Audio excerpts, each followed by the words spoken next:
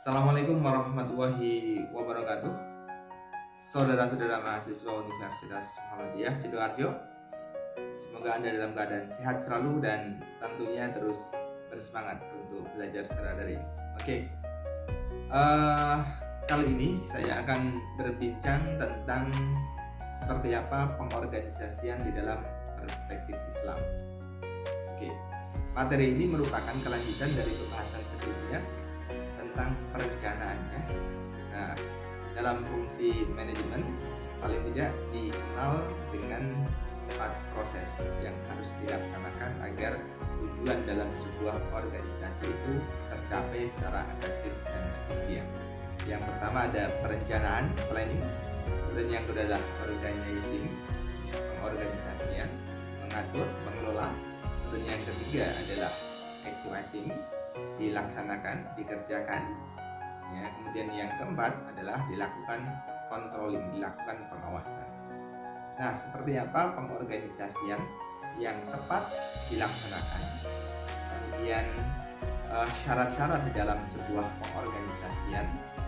Setelah itu, bagaimana pengorganisasian di dalam perspektif Islam, ya, etika-etika dalam pengorganisasian seperti apa? Itu adalah beberapa hal yang akan kita kaji di dalam pembahasan kali ini. Langsung saja kita mengawali pada sesi yang pertama tentang pengorganisasian. Apa itu definisi organisasi, ya? Nah, kalau kita secara terminologis, pengorganisasian itu merupakan proses membagi kerja. Jadi ada division of labor, ada pembagian kerja ke dalam tugas-tugas kecil dan membebaskan tugas-tugas itu kepada orang sesuai dengan kemampuannya dan mengalokasikan sumber daya serta mengkoordinasikannya dalam rangka efektivitas pencapaian sebuah tujuan organisasi. Ya. Jadi ada division of labor, ada pembagian kerja. Kemudian yang ketiga membebankan tugas sesuai dengan kemampuannya. Berarti tentu masing-masing anggota memiliki kemampuan yang berbeda-beda. Allah berfirman, la yukallifullahu nafsan illa wus'aha. Allah tidak membebani suatu kaum kecuali dengan kemampuannya itu sendiri. Jadi harus dibebankan sesuai dengan kemampuan. Ya. Dan mengalokasikan sumber daya. Sumber daya berarti apa saja yang menjadi penopang dalam pengorganisasian tersebut. Bisa berupa modal, uang, bisa berupa kemampuan sumber daya manusia itu sendiri, dan hal-hal yang terkait di dalam pengaturan di dalam pengorganisasian tadi, serta mengkoordinasikannya dalam rangka ada koordinasi, ada hal-hal yang kemudian diruntut, ada struktur organisasi, ada kepemimpinan, kemudian ada otoritas wewenang yang harus dijalankan oleh para staf-staf yang ada. Kalau semua itu dilakukan, maka akan terjadi pengorganisasian secara baik dan benar. Nah, kalau kita mengambil dari sisi etimologis, dari sisi bahasa Arabnya begitu, organisasi itu diambil dari kata nazama yunazzimu tanzim. Nazama itu fi'il madina, fi'il madi berarti mengatur, tanzim itu berarti cara seseorang dalam mengatur, ya, pengaturan. Ya, dalam istilahnya seperti apa? Nazamal asya wa wada'aha wa ratabaha. Ya, segala sesuatu itu harus diatur begitu, wa wada'aha wa ratabaha, ditempatkan dan ditempatkan sesuai dengan kadarnya, ya, wa ratabaha, dan ditertibkan. Itu secara definisi demikian. Nah, lantas apa saja sih konsep dan syarat di dalam sebuah organisasi? Untuk mencapai organisasi tadi, maka ada beberapa hal yang perlu diperhatikan. Yang pertama adalah kumpulan-kumpulan orang. Yang namanya pengorganisasi itu pasti ada organisasi, ada lembaganya, ya, ada lembaga, ada perusahaan. Di dalam organisasi tersebut pasti yang pertama mempunyai kumpulan-kumpulan orang. Dalam bahasa agama ada umat. Yang kedua ada berada dalam suatu wadah, ya, terdapat kesatuan dan kesatuan. Mereka memiliki tujuan, ya, mempunyai pemimpin dan pendelegasian wewenang dan tanggung jawab pada setiap struktur organisasi yang ada di dalamnya, dan tentunya memiliki niat melaksanakan tugas sesuai niat melaksanakan tugas secara ikhlas sebagai bagian dari ibadah. Nah, bagaimana kemudian organisasi itu bisa dilaksanakan? Tentu syaratnya kalau dalam bahasa agama adalah wa'tasimu bihablillahi jami'an wala tafarraqu. Berpeganglah, ya, kalian semua harus berpeganglah terhadap apa? Bihablillah, dengan tali Allah. Wala tafarraqu, dan janganlah tercerai-berai. Ketika dalam sebuah organisasi itu mereka punya tali yang mengikat tadi, ya, wa'tasimu bihablillah, ada ikatan-ikatan tujuan organisasi yang sama, semua diikat atas dasar ibadah, diikat atas dasar keikhlasan terhadap Allah, maka tentu itu akan menjadi tujuan organisasi yang utama. Wala tafarraqu, dan jangan tercerai-berai. Nah, di sini di tempat pentingnya agar setiap struktur yang ada dalam organisasi itu benar-benar melakukan apa yang diinstruksikan oleh seorang pemimpin sebagai pendelegasi wewenang. Next, kita lanjut pada pembahasan berikutnya tentang pengorganisasian di dalam perspektif Islam itu sendiri. Nah, dalam sebuah ayat Al-Quran, surat As-Saff ayat 4, ya, qala Allahu ta'ala fil Qur'anil Karim, inna Allaha yuhibbul ladzina yuqatiluna fi sabilihi shaffan ka'annahum bunyanun marsus. Innallaha, sesungguhnya Allah, yuhibbul ladzina yuqatilu, Allah menyukai orang-orang yang berperang di jalan Allah, ya, fisabilihi, di jalannya itu, shaffan ka'annahum bunyanun marsus, ya, mereka dalam shaffan, barisan yang teratur, ya, ka'annahum bunyanun marsus, seakan-akan mereka pada suatu bangunan yang kokoh. Apa makna di dalam ayat ini, ya? Kita akan mencoba menafsirkan kata-kata ka'anna shaffan ka'annahu bunyanun marsus, berbaris-baris, ya, rapi gitu, dan teratur seperti itu. Nah, di sini kata-kata barisan yang teratur seakan-akan mereka seperti bangunan yang kokoh, shaffan ka'annahu bunyanun marsus. Jadi tiga poin. Yang pertama, Allah menghendaki agar semua dilakukan dan ditempatkan sesuai dengan program kerja, sesuai dengan keahlian. Masing-masing anggota ditempatkan dalam program kerja sesuai dengan keahliannya. Jadi ada fungsi division of labor tadi, pembagian kerja. Ketika masing-masing memiliki kemampuan yang beragam, seorang manajer harus mampu melakukan staffing ya terhadap anggotanya sesuai dengan kadarnya. Sumber daya bagian dari sumber daya manusia dan yang kedua, tentunya semua anggota kelompok melaksanakan tupoksinya, ya.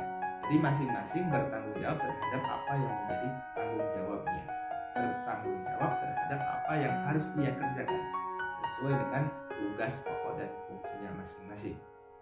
Nah, kemudian yang ketiga, tentu shaffan ka'annahum bunyanun marsus, bangunan yang kokoh tadi bisa dilaksanakan andai saja struktur dalam organisasi itu ditunjang dengan profesionalitas. Jadi ada tidak hanya cukup rapi dan tertib, tapi profesional, ada ilmu yang kemudian bisa diterapkan di sana, tidak secara sembarangan. Nah, kita akan mencoba melihat bagaimana sejarah pada masa kenabian Nabi Muhammad pada peristiwa perang Uhud. Ya, ketika itu Rasulullah sudah menginstruksikan melakukan pembagian kerja terhadap masing-masing divisi perang ketika itu, ya, yang berada di bukit, yang berada di gunung Uhud, dan mereka yang berada di bawah, yang di atas sebagai pemanah, dibagi tugasnya. Nah, ketika perang pada awalnya Nabi Muhammad bisa mengalahkan kaum kaum musyrikin ya, kaum kafirin. Nah, namun ketika kemenangan itu terlihat bagi golongan yang di atas ini, mereka melihat ghanimah, harta rampasan perang, kemudian mendengar kabar tentang Rasul seperti itu, ya akhirnya mereka turun gunung, tidak menjalankan tugasnya. Pada akhirnya ketika itu terjadilah kekalahan. Ini artinya apa? Masing-masing tentu bertanggung jawab terhadap apa yang harus dia laksanakan. Nah, dalam sebuah hadis yang sudah sering saya kutip bahwa al-haqqu bila nizamit yaghlibu al-batil bil nizam. Kebenaran yang tidak diatur, tidak diorganisir secara rapi akan dikalahkan oleh kebatilan yang diorganisir secara rapi. Yaitu pertama tentang definisi pengorganisasian di dalam perspektif Al-Quran. Nah, selanjutnya seperti apa kemudian langkah-langkah pengorganisasian yang ditunjukkan di dalam Al-Quran? Ya, yang pertama tentu dengan ilmu. Ya, ilmu apa ilmu? Ilmu sebagai upaya pemimpin di dalam menjaga garis perjuangan organisasi. Dengan ilmu, organisasi itu bisa dicapai dengan baik. Ya, ada sebuah kisah yang terjadi pada masa Nabi Musa ketika Nabi Musa berhadapan dengan Firaun. Ya, ketika Musa menjadi nabi, ya, kemudian bersama para umat-umatnya, ketika itu dikejar-kejar oleh Firaun. Kata Allah Ta'ala, Allah berfirman, ya, idhab anta wa ahuka bi ayati fala taniya.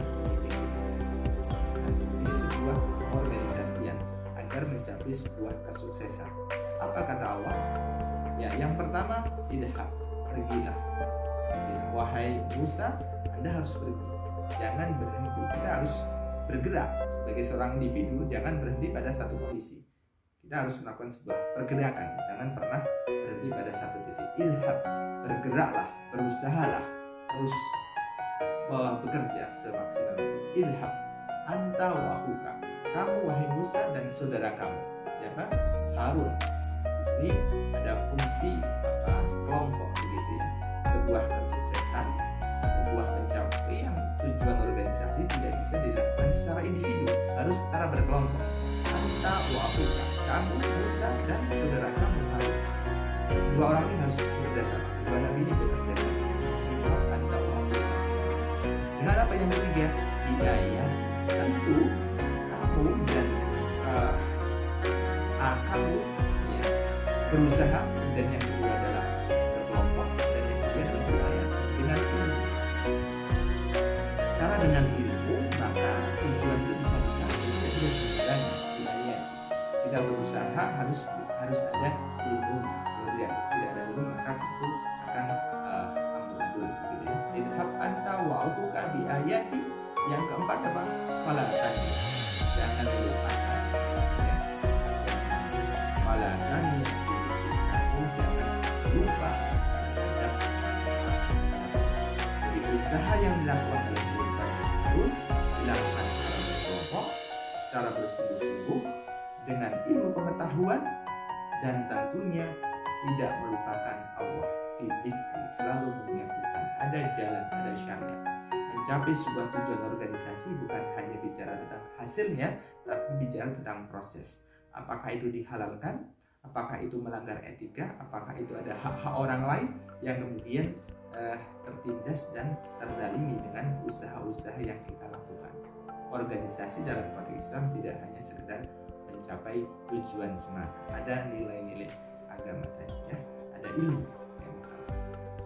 Yang kedua dengan keikhlasan, ya ikhlas. Ya. Ikhlas itu adalah sesuatu yang luar biasa sebagai upaya memurnikan motivasi dalam berorganisasi. Ya, mukhlasin, orang-orang yang ikhlas. Ikhlas benar-benar inna sholati, in amamatilah. Semua benar-benar dipasrahkan kepada Allah Subhanahu wa taala. Hidupku, matiku lillahi rabbil alamin. Ya. Yang ketiga ada nilai-nilai ukhuwah.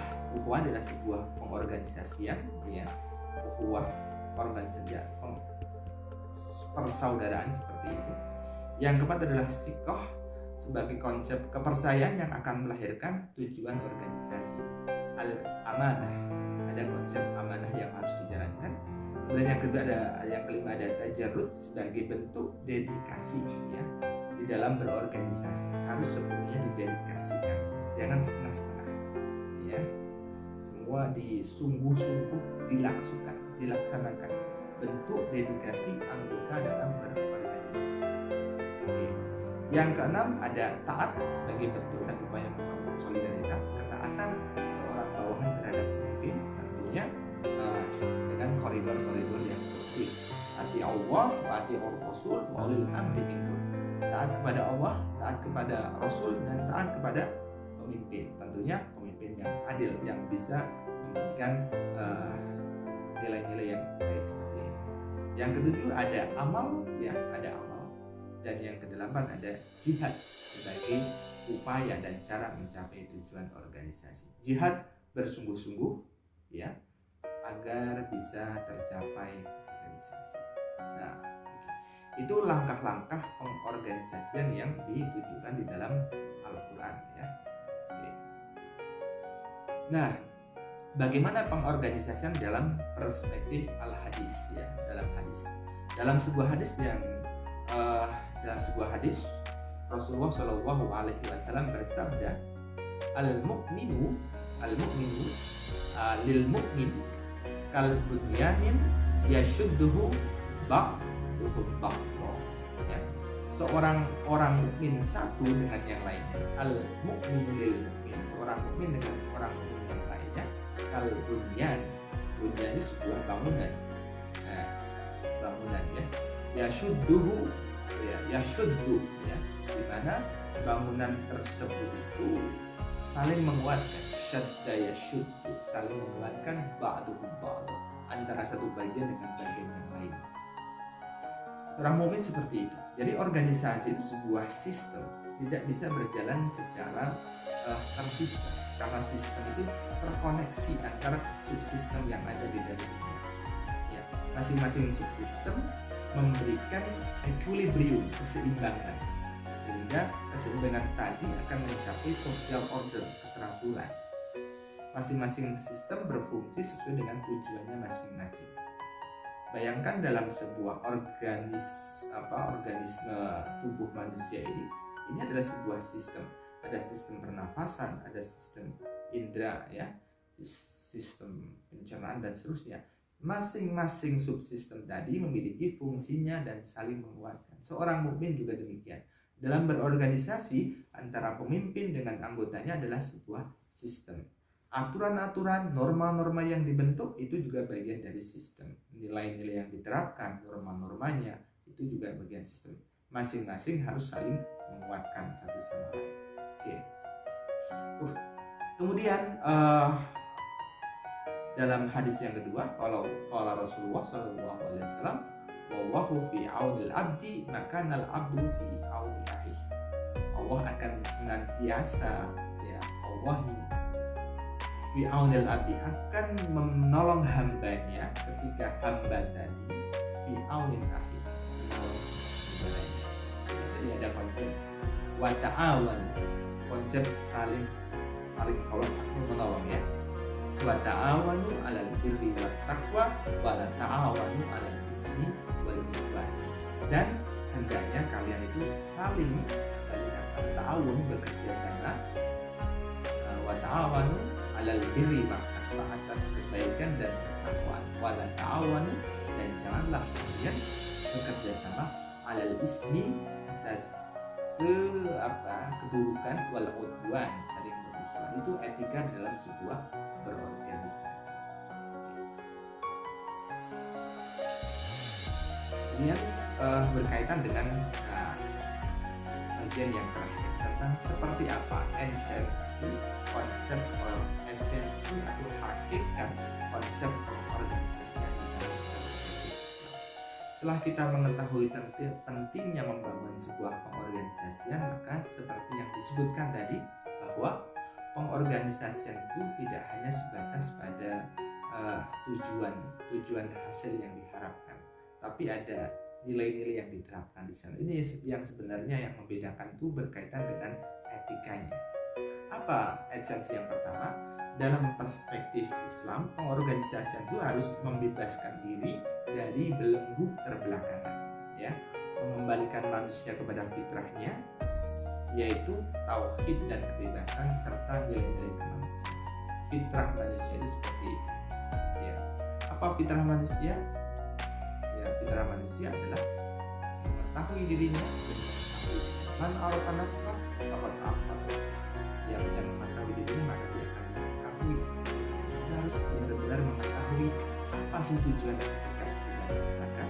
Tujuan hakikat manusia diciptakan di muka bumi, termasuk dalam sebuah organisasi, dalam sebuah perusahaan, di mana itu adalah apa? Allah berfirman, "Wa ma khalaqtul jinna wal insa illa liya'budun." Kami tidak menciptakan manusia, jin dan manusia illa liya'budun, hanya untuk beribadah. Jadi jelas di sini ada nilai-nilai ibadah, ada nilai-nilai tauhid yang harus dimasukkan di sini. Kemudian yang kedua adalah menguatkan karakter identitas keimanan. Dalam berorganisasi sebenarnya bicara tentang ummah. Khaira kuntum khaira ummatin, adalah sebaik-baik umat. Apa sebaik-baik umat? Ukhrijat linnas ta'muruna bil ma'ruf wa tanhauna 'anil munkar. Yaitu kita harus mengajak kepada kebaikan dan mencegah kepada perbuatan yang munkar. Kuntum khaira ummatin ukhrijat linnas ta'muruna bil ma'ruf wa tanhauna 'anil munkar wa tu'minuna billah, dan beriman kepada Allah. Jadi dalam sebuah organisasi, amar ma'ruf nahi mungkar menjadi poin yang penting. Ya, amar ma'ruf dan nahi mungkar itu bisa dibentukkan dalam berbagai macam hal. Ada prinsip memanusiakan manusia, humanisasi, ada prinsip liberasi, pembebasan terhadap ketertindasan, keberpihakan terhadap kebenaran dan kaum yang lemah, dan apa? Dan tentunya semua itu harus dipikir dalam nilai-nilai tu'minuna billah, beriman kepada Allah. Itu adalah umat yang baik itu seperti itu, ya, umat yang baik. Dan yang ketiga adalah membangun nilai-nilai solidaritas sosial, ya. Nilai-nilai solidaritas, nilai-nilai egalitarian, ya, nilai-nilai egalitarian. Kenapa? Karena solidaritas, ta'awun, kerjasama adalah hal yang penting di dalam mencapai tujuan dalam berorganisasi. Wa ta'arafu, saling mengenal, wa ta'awanu, saling bekerja sama, at-ta'ayus disilmi, hidup dalam sebuah kedamaian. Itu beberapa esensi konsep di dalam berorganisasi. Nah, sekarang lantas bagaimanakah implikasinya? Bagaimanakah implikasi perorganisasian dalam perspektif Islam? Nah, implikasinya apa?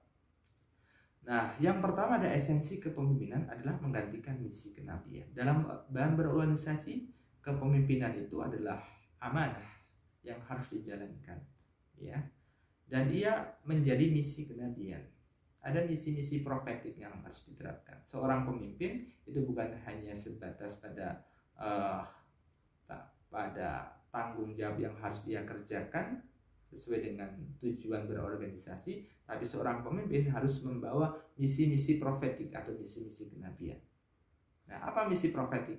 Misi profetik itu dakwah tadi, ada dakwah amar ma'ruf nahi mungkar tadi, ya. Ada nilai-nilai keimanan, kemudian ada nilai-nilai keberpihakan, nilai-nilai kebenaran. Itu konsep kepemimpinan profetik atau kepemimpinan yang diambil dalam konsep kenabian itu seperti itu. Oke. Jadi apa? Sebagai ulil amri, sebagai seorang pemimpin, sebagai khalifah di muka bumi. Kenapa? Karena setiap manusia adalah seorang pemimpin. Kullukum ra'in wa kullukum mas'ulun an ra'iyati. Setiap manusia adalah seorang pemimpin, dan setiap pemimpin akan dipertanggungjawabkannya. Ya, setiap kita ada seperti itu. Kemudian yang kedua, kekuasaan, wewenang, dan tanggung jawab dalam pendidikan yang merupakan amanah, ya. Dan itu berimplikasi kepada akhirat. Kewenangan yang kita miliki bukan hanya sebatas pada tujuan berorganisasi di dunia saja, visi misi dalam perusahaan tersebut, visi misi organisasi tersebut, tapi itu juga berimplikasi juga pada akhirat. Ya, semua akan dipertanggungjawabkan. Wa may ya'mal misqala dzarratin khairan yarah wa may ya'mal misqala dzarratin syarran yarah. Ya, siapa yang mengerjakan perbuatan sebesar biji zarrah pun ya akan terlihat seperti itu. Siapa yang mengerjakan perbuatan buruk sebesar biji zarrah pun juga akan terlihat. Semua akan dipertanggungjawabkan di hadapan Ilahi. Ya. Jadi jangan sampai melakukan kezaliman ya terhadap struktur organisasi yang ada tempat di mana kita bekerja atau tempat di mana kita hidup. Ya. Dan yang keempat, ketaatan kepada pemimpin yang dalam Islam merupakan sebuah kewajiban. Ati'ullah wa ati'ur rasul wa ulil amri minkum. Tadi ya. Jadi ketaatan terhadap ulil amri sesuai dengan sejauh mana seorang ulil amri, seorang pemimpin tadi benar-benar menerapkan nilai-nilai etika keislaman yang rahmatan lil alamin. Ya. Kemudian yang terakhir adalah spesialisasi pembagian kerja dan pendelegasian tugas wewenang dalam Islam harus melahirkan prinsip pemanfaatan satu sama lain. Ya, pendelegasian tugas harus bisa memberikan manfaat satu sama lain. Khairun nas anfa'u linnas. Baik-baik manusia adalah yang paling bermanfaat untuk orang lain. Nah, kalau itu diterapkan di dalam perorganisasian dalam perspektif Islam, maka akan melahirkan sebuah tujuan yang paling mulia, karena pada dasarnya bukan hanya tujuan-tujuan bersifat materi, tapi di sana ada nilai-nilai etika yang harus diterapkan. Oke. Demikian sedikit pengantar materi saya untuk sesi kali ini. Kita ketemu pada sesi yang berikutnya. Wassalamualaikum warahmatullahi wabarakatuh. Bangga Umsida, dari sini pencerahan bersama.